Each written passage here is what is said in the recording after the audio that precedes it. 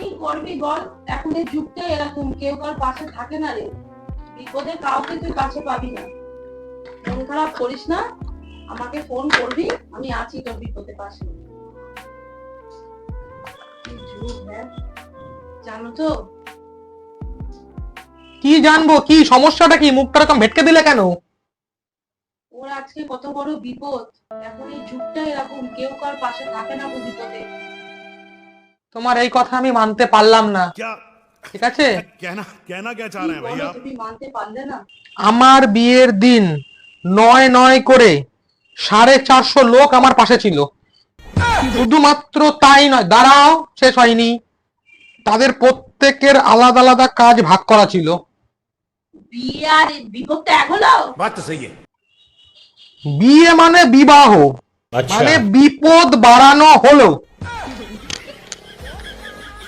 শোনো,